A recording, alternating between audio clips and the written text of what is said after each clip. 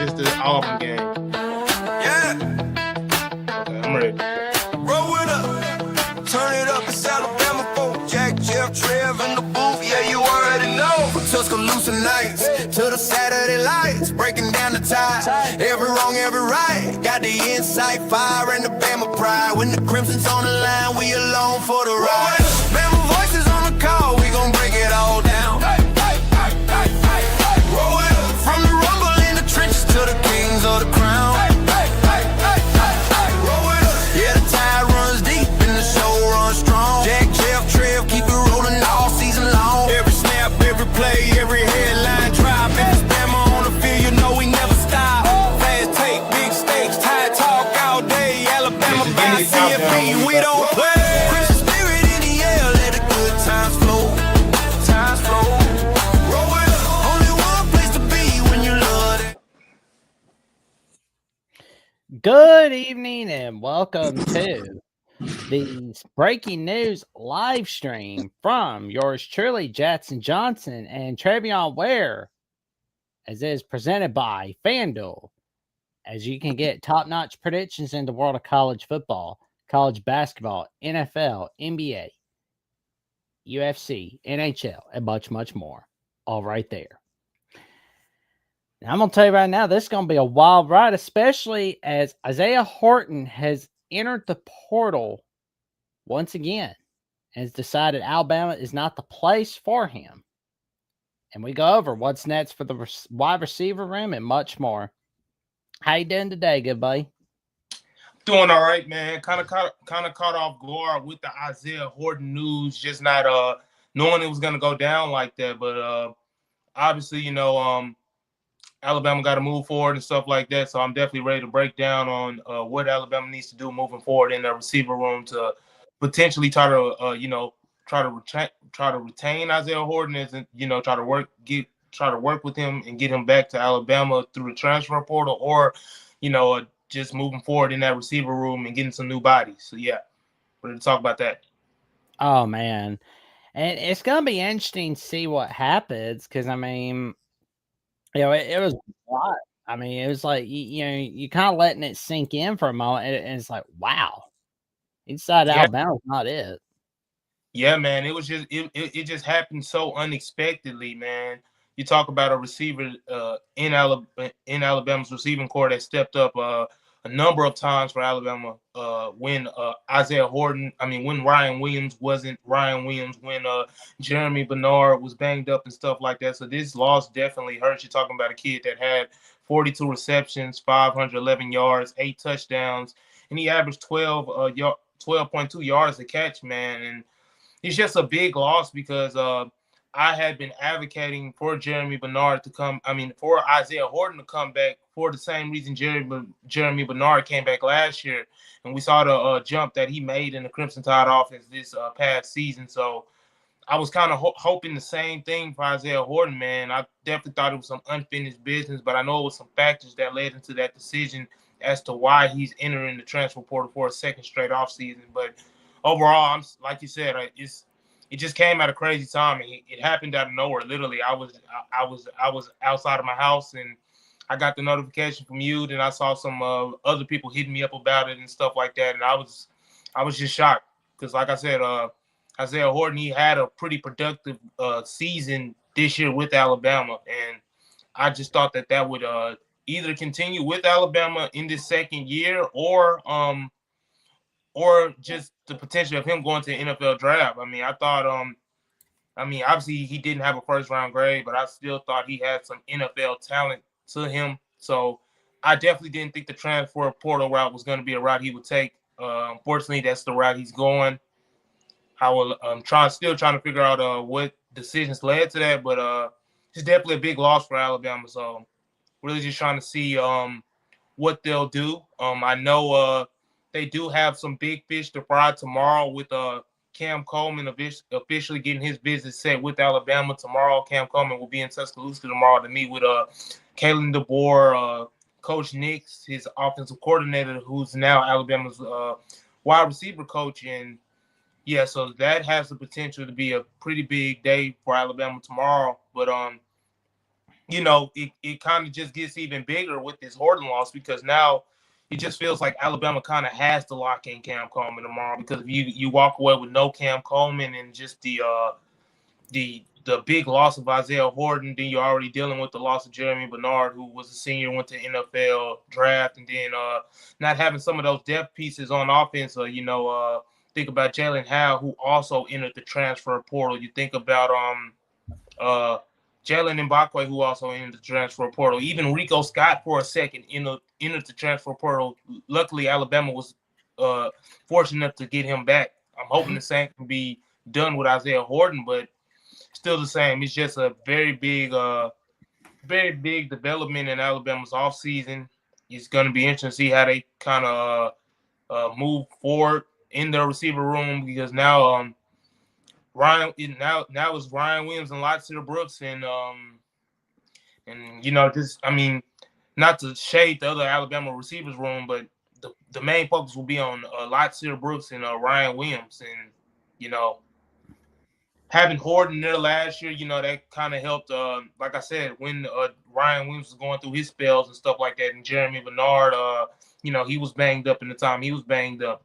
Rico Scott, he had some pretty good games early on in the regular season, but Alabama kind of went away from him from a usage standpoint. So, not having Horton and not having Jeremy Bernard, and being down to pretty much they only have 4 returning receivers now with Derek Meadows and Lotzier Brooks and Rico Scott and Ryan Williams. So, it's going to be – they're going to have to fill out that receiver room. So, just interesting. And fast. Because we need it filled up really fast. And definitely need it fast. Alabama did make an offer today to another receiver. It's a smaller name receiver. Diaz Tony. Tony Diaz. Yeah, my head is kind of everywhere right now. But Alabama offered Tony Diaz. Tony Diaz is a receiver from the University of Texas Rio Grande Valley in the Southland Conference, FCS level ball. But that was before the Horton news came. So.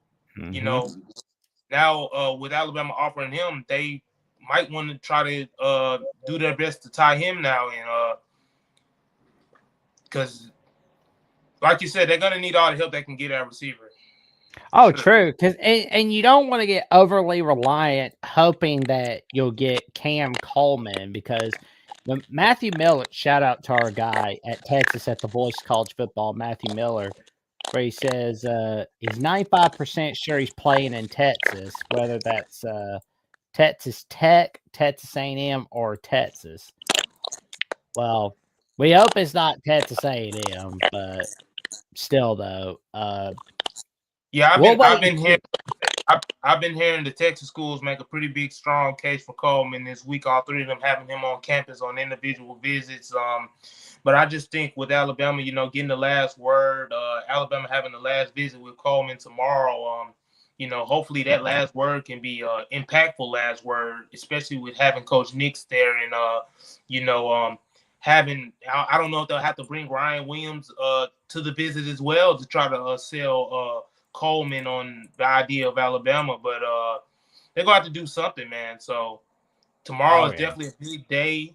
It's definitely a big day in terms of the direction they'll take offensively in 2026. So I'm really just hoping the best with the Cam Coleman news. I mean, I was feeling pretty confident this morning about Cam Coleman's potential to join Alabama. I wrote about it today on my website, the Bama Hammer. If you want to check that out, you can go on my page on T-R1K on X. It's my top post right now.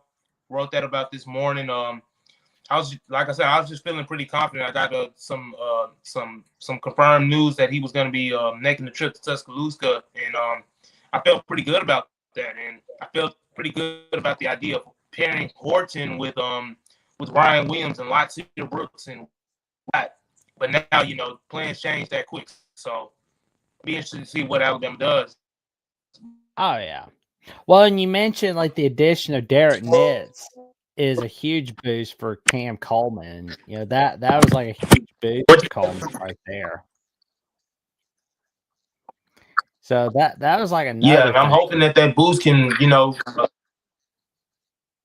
yeah, I'm hoping that boost can, give them a boost tomorrow because, like I said, they're gonna need it. I want to talk a little bit more about the receiver that Alabama did offer today. Like I said, they offered a Texas Rio Grand Valley receiver, Tony Diaz, and Tony Diaz. This is a kid that is 5'11", 176 pounds.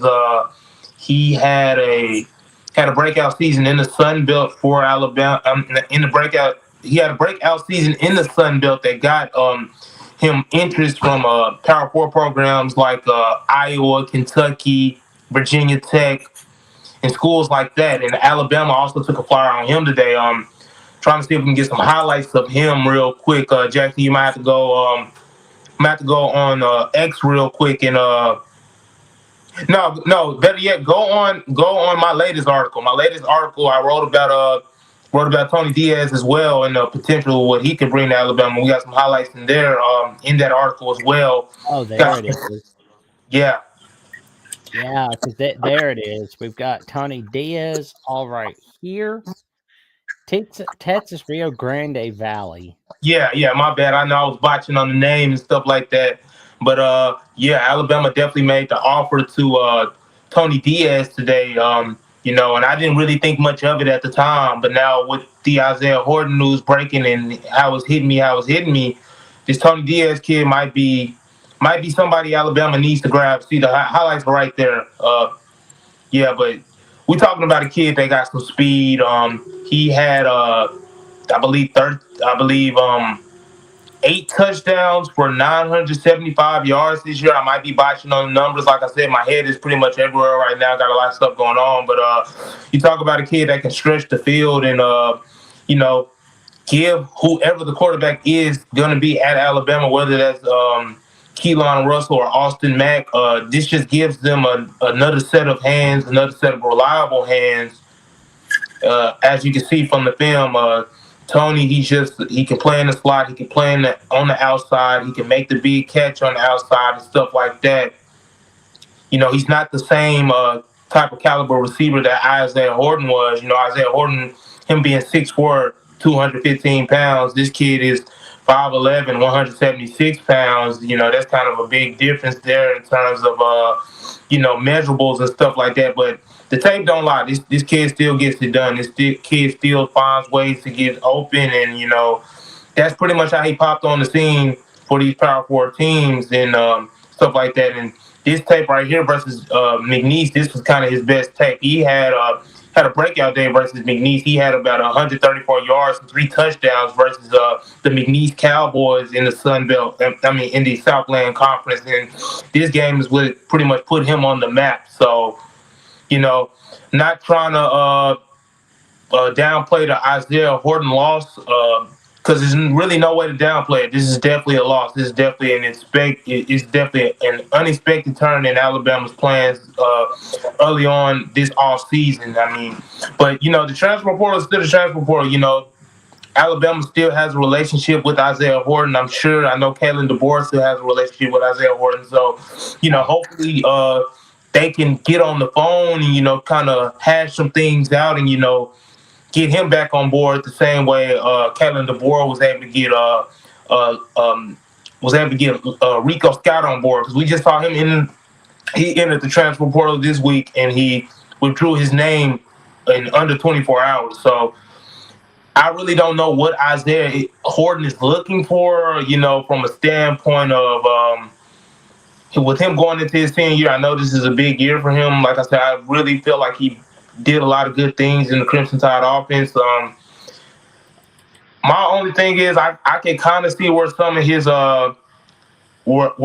reserve thoughts were, because he kind of had a tough decision to make. Because you think about when Alabama first got Isaiah Horton, a lot of that acquisition came off of the back of Ty Simpson, because Isaiah Horton is also from Nashville, Tennessee, and as all Alabama fans know, that's the same place Ty Simpson was brought up and raised. And the two played 7-on-7 ball together in high school, and that's really what kind of mended that relationship to get him to Tuscaloosa in the first place. And I know he saw Todd Simpson enter the NFL draft this weekend.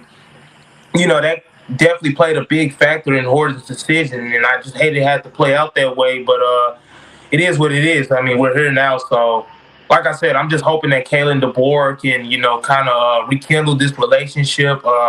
Because just because a player enters the transfer portal doesn't mean he's leaving. He might be testing the waters. He might want more money. It'll be interesting to see what Isaiah Horton's asking price is on the market from other schools. I would think he would have a pretty big market. Like I said, the kid reeled in 42 receptions for 511 yards, 8 touchdowns this year. And with that size, at 6'4", 215 pounds, that's a number one receiver in anyone's offense in the country this season. Moving forward in 2026, he has that type of potential. So it'll just be interesting to see what his asking price is if Alabama can try to get him back. What exactly is he wanting from Alabama? I'm not sure. I thought he kind of had everything here with Alabama. Having the season he had, he kind of broke out late in the second half of the season, similar to how Jeremy Bernard did in his first season with Alabama. And I just thought the same tune was going to carry on with Isaiah Horton in 2026. Of course, we knew the potential of him going to the NFL draft, but I definitely felt confident that he still had a home in Tuscaloosa that he could return to. But unfortunately, that's not the situation. So we'll be monitoring this situation to see what Alabama does, what their next step is. Do they go after and do they just move on from Isaiah Horton and put all their focus into Cam Coleman and pay Cam Coleman what they were going to pay Isaiah Horton, because they can do that from an NIL standpoint. And Isaiah Horton would his loss definitely hurts, like I said, but that would be you'll be able to spend that money elsewhere and help your football team in other areas. So for Crimson Tide fans, like I said, the Isaiah Horton news is definitely, it caught me off guard. I know it caught my partner in crime Jackson off guard as well. But I'm just trying to look for the good signs in this. I know there has to be some type of good sign from this. Like I said, yeah, there always is with all the lows, and it has to be some type of high. So, like I said, that high could potentially be Alabama just putting their whole sole focus on Cam Coleman and giving him whatever he wants in terms of money or whatever. And I mean, that would be a decent move as well. Like I said, can't replace Isaiah Horton, but you look at Cam Coleman, you talk about a kid that's a 6'3", had over 1,300 yards in his 2 years at Auburn, and also had 13 touchdowns. He did that. He did a lot of that off of the back of poor QB play and just poor situations and being in that Auburn offense. So, hopefully hopefully Kalen DeBoer can roll out the red carpet for Isaiah Horton and we can lock him in tomorrow. And maybe with us locking him in tomorrow, Isaiah Horton might see that Alabama has some more receivers coming in the room, and that may help his decision to come back. Who knows? I don't know, because obviously we're not in Isaiah Horton's head. Obviously,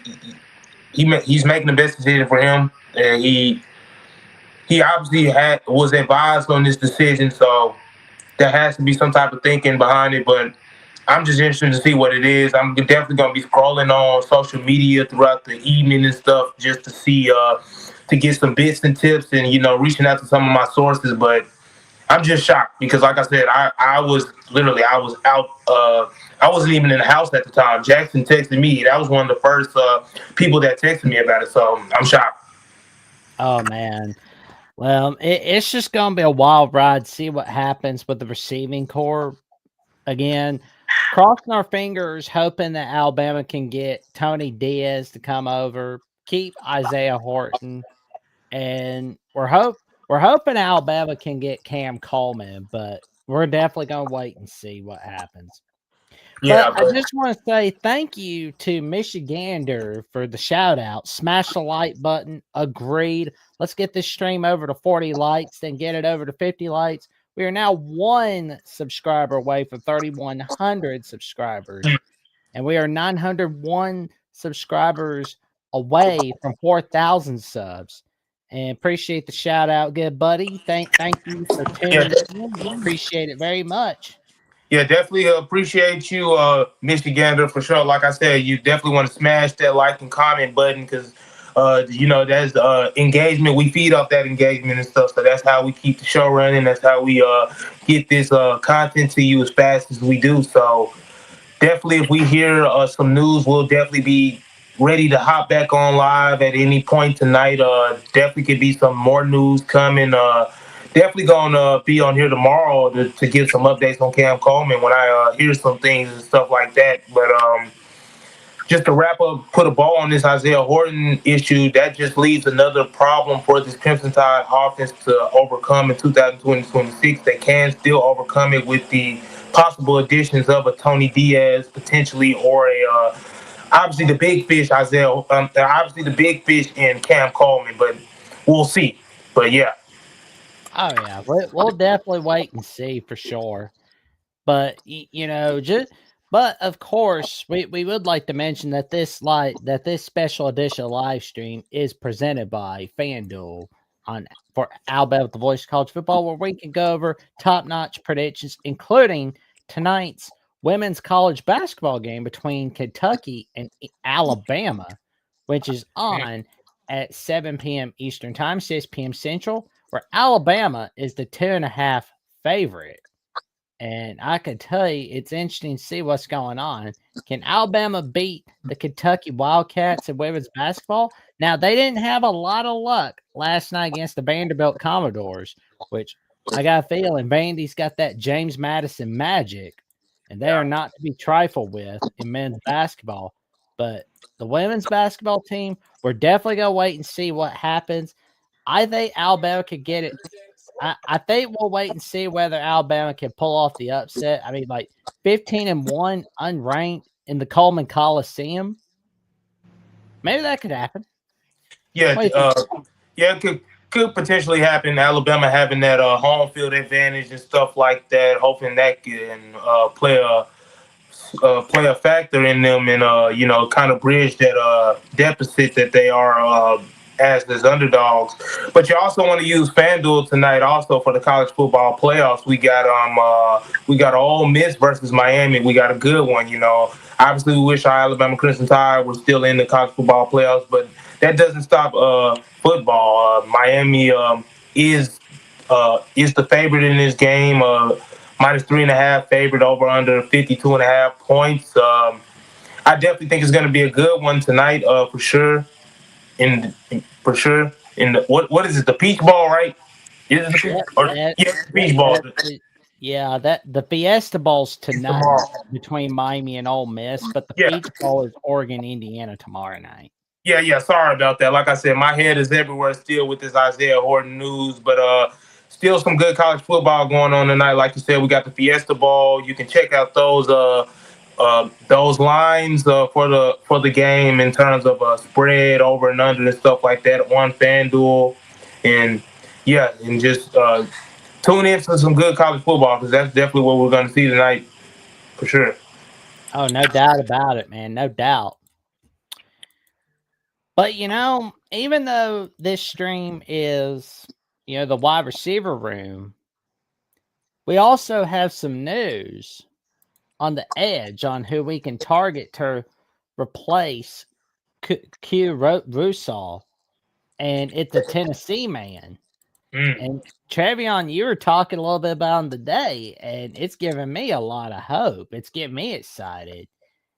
And this man's name is Jordan Ross. He popped onto the scene as the number 1 player in the state of Alabama and a top 15 prospect in the 2024 recruiting cycle, but he signed with the Vols as a 5-star signing. He's 6'5", 245 pounds, and he can rotate in different packages. Yeah, you talk about the loss of Quay Rusall, and that was just another one of the unexpected losses that Alabama had this offseason in the transfer portal. But when you talk about losses, you talk about additional gains, and that's something that this kid Jordan Ross could potentially bring to the Alabama Crimson Tide. Defensive line, defensive front room. We're talking about a kid that's the in-state kid, was the number 15 prospect in the state of Alabama in the 2024 recruiting class, and he had interest from all schools across the nation. Obviously, he ended up picking Tennessee, and he went on to have about three and a half. What? Help me out, Jackson. What was it? What we're looking at is he's got 26 career tackles, 5 tackles for a loss, to go along with a forced fumble recovery, pass deflection, one and a half sacks, and this is from his 2 seasons in Knoxville. And he collected a block punt and turned it into a scoop and score touchdown at Tennessee at one point. But he's getting all kinds of interest from LSU, Texas Tech, and Alabama. And like you say, that could be a huge get for Kane Womack, Freddie Roach, and the defensive front for Alabama. Yeah, Alabama definitely wants to try to lock in Ross if they can. Like I said, you talk about a kid that's from the state of Alabama, and you know how Alabama prides himself on bringing in homegrown talent in the state. And on top of that, Alabama, with him being the number 15 prospect in Alabama in 2024, Alabama definitely wanted in on the kid and stuff like that. So this is kind of like a second chance for Kane Womack and Freddie Roach to kind of get their guy after losing their guy in Quay Russaw. So hopefully Alabama can definitely get him to come to Tuscaloosa. He's supposed to have an upcoming visit this weekend. Still waiting on some confirmation on that on what day that'll exactly be, but this is definitely a kid that can definitely come in and help immediately on the defensive side of the ball. Like I said, just all the losses that Alabama lost on the defensive side of the ball. I'm not even talking about in the up front. I'm just talking about period. Just some of the attitude and nastiness. They lost Deontay Lawson. They lost Justin Jefferson. They lost Tim Keenan. They lost some other players just on that defensive side of the ball. I just named those 3 because they the quickest 3 that popped in my head. But still the same. Ross's potential addition can definitely help Alabama weather the storm with some of those losses. And plus, you think about it, the kid still has 3.5 years of eligibility. So Alabama still can, use him this season and just as a building block to move forward. And I just think with him being a local kid, like I said, I think that plays a lot. I think that will definitely play a big role into that. I definitely think he definitely may want to come home because he's interested in Alabama too. There's been mutual interest on both sides. It's just really about when they can get him down to Tuscaloosa to get a visit with Kane Womack, Freddie Roach, and that defensive staff. But I'm just hoping that they can get him down here when they do because we saw on tape. The kid definitely has some flashes. Definitely has a quick first step on that coming off that edge and the way he bends the corner and stuff like that. You definitely like to have those type of players, especially with the losses that Alabama had on defense and stuff like that. So hoping definitely that they can get Ross in town soon. Like I said, that visit is definitely coming. Alabama still trying to work out some final details with him to, set up that exact date. But that's coming for sure. So I'm definitely hoping that they can lock that in on the defensive side of the ball. Oh, I mean, if Alabama can pair him up with Yahtzee Pierre, that'll be a huge win right there. Because I mean that's going to mean trouble for a lot of the opponents for the 2026 season that go against Alabama. Yeah, you just mentioned Yahtzee Pierre. Yahtzee Pierre had about 8.5, close to 9 sacks this season. He led the Crimson Tide in sacks. He kind of came into his own sort of in the second half of the season for Alabama, and that paid huge dividends for them in key moments, in key games and stuff like that. So pairing Ross with Pierre and the potential what they can do, lining up on opposite sides and causing havoc to offensive lines and quarterbacks like that, I'm already dreaming about it. So I'm definitely hoping that they can get a guy like Ross in the building as soon as possible. Oh man, yeah, because I mean, like Alabama needs this. Like they need, just kind of like get some of the losses out of the way. Just kind of get everything fixed. And you mentioned throughout a lot this week, the portal rankings, are we're at an all time low. I've got a Yeah, feeling they're much higher than 61st. And you mentioned got fits defensive line, got to fix the offensive line. So far, it looks like we can get the offensive line all fixed. And it looks like the defense can get fixed. Like, especially if Jordan Ross says, you know what? I'm going to go to Alabama. And imagine what that can do for the 2026 edition of the third Saturday in October, right yeah, there. Because, I mean, I that mean, can. I Yeah, know, it felt awkward with Bill Battle, was playing at Alabama in the 60s, but then like became a head coach for Tennessee in 1970. But it's nowhere near compared to where you see edge rusher Jordan Ross playing at Tennessee for 2 seasons and then playing at Alabama. Although that'll be awesome for all of us for sure. It would be a huge win for the Crimson Tide. And oh man, the storylines. Yeah, the storyline would definitely be crazy. That third Saturday in October always brings a lot of intrigue on both sides. And, having a former Tennessee player on the Alabama defensive line and Alabama having to go into Knoxville next season, that can definitely be a big storyline. And it'll only be an even bigger storyline if Ross produces how I think he can produce. But I'm pretty confident that with getting him in Alabama's system, getting him under Kane Warmack, with Kane Warmack implementing his third season of his defense in Tuscaloosa, I definitely think that that could be a perfect storm that matches up together pretty well. So, with all the losses that Alabama is dealing with, there's still some potential gains. So, there's definitely still a lot to still be happy about, a lot to still be positive about. Because, like I said, this transfer portal isn't over. The transfer portal officially closes on January 16th. So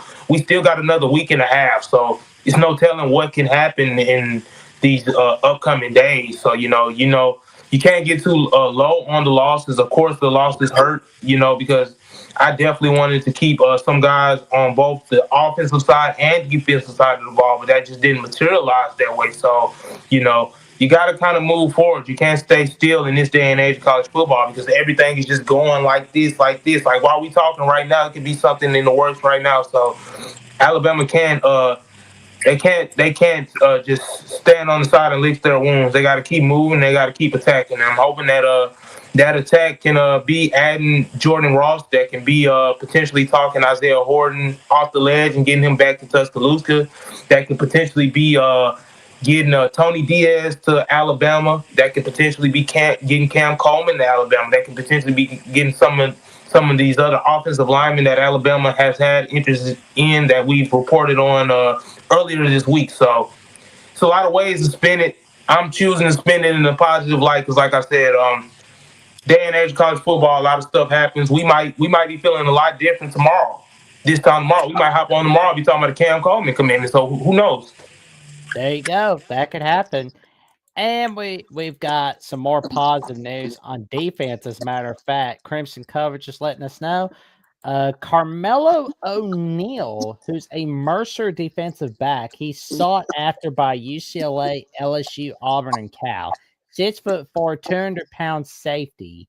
He played 23 games, registering 54 tackles and 12 pass deflections. Now, if he goes to Alabama, that could be a huge win right there. Yeah, that can definitely be a huge one. You just talk about the size. The size just pops off the screen. Being 6'4", 200 pounds at the defensive back position, that doesn't happen a lot. Of course, Alabama has their some big defensive backs like a Dijon Lee and stuff like that. But with some of the potential losses that could be facing in the safety room, because we still have yet to hear what Bray Hubbard is going to do. We still have yet to hear what Keon Sabb could potentially do. Both of those being underclassmen players, being junior players, they could potentially come back or they could potentially go to the NFL. Me personally, I think Keon Sabb probably is going to go to the NFL. I think I think God, I think Bray Hubbard could potentially return, but then again, I thought Isaiah Horton could potentially return. So that's why you got to just stay on your toes with this type of stuff and not really get your hopes up too high, but not have them too low either. You know, you kind of just got to stay even keel with this type of stuff because it's ongoing. Like I said, stuff could be going on right now as I speak, and we not even know about it till I hop off here and check my messages and stuff like that. So who knows? There you go, man. And you know, it's like, you know, defense is always a much need. Like always Yeah. need defensive guys as much as possible. And you know, if we can get O'Neal, like especially after tonight's visit, you know, where he visits Alabama, that could be a win right there. Be a humongous win for the Crimson Tide. And for more portal updates on Alabama at the Voice College Football, check us out.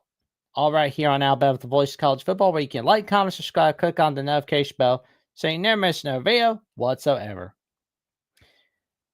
And let's see. Where let's see. The comments. Oh man, like thank you guys so much for tuning in on this special edition of Alabama at the Voice College Football, where we went over our take on the receiving room and what the other portal additions to look out for and much more.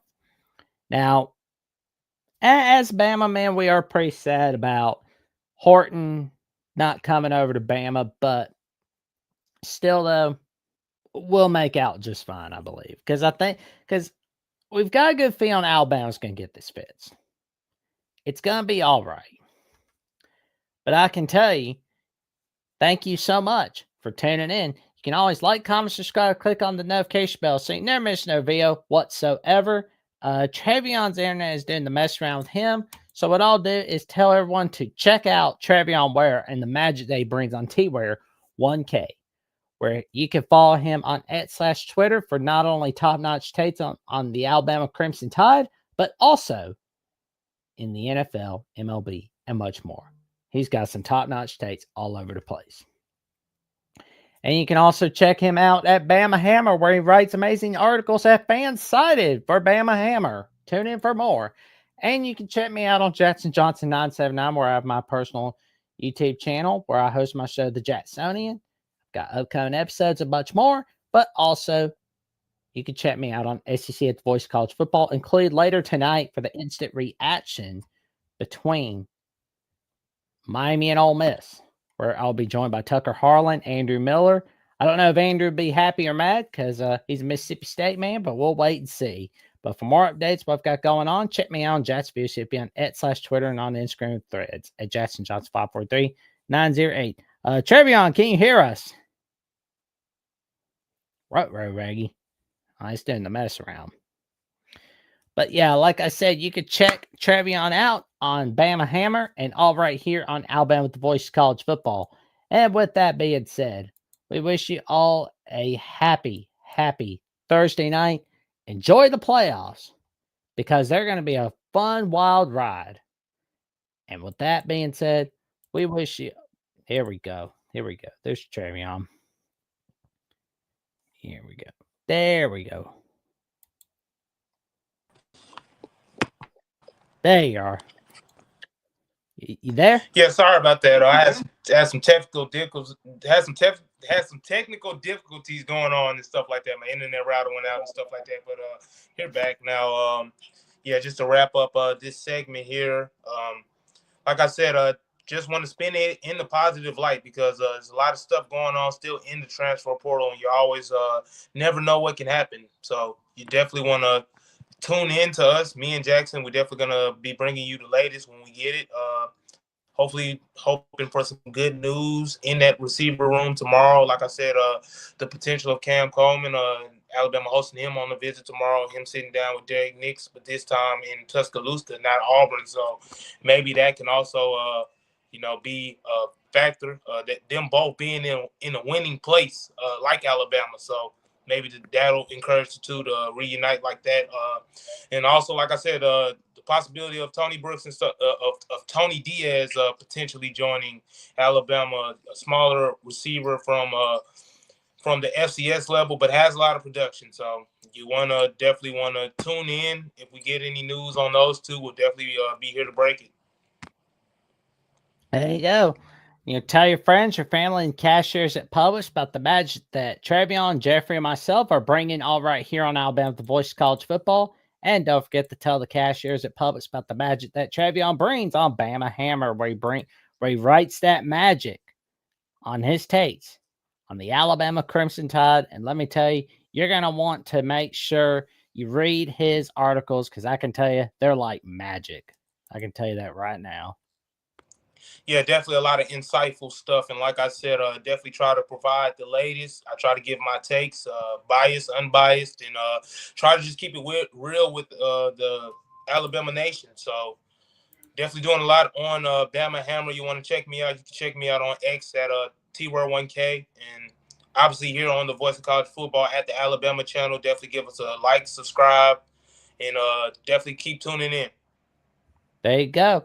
And with that being said, we wish you all a happy afternoon and enjoy the playoffs. And with that being said, we wish you all a happy Thursday. And to like, comment, subscribe, click on the notification bell so you never miss another video. And we will be seeing y'all soon. And roll!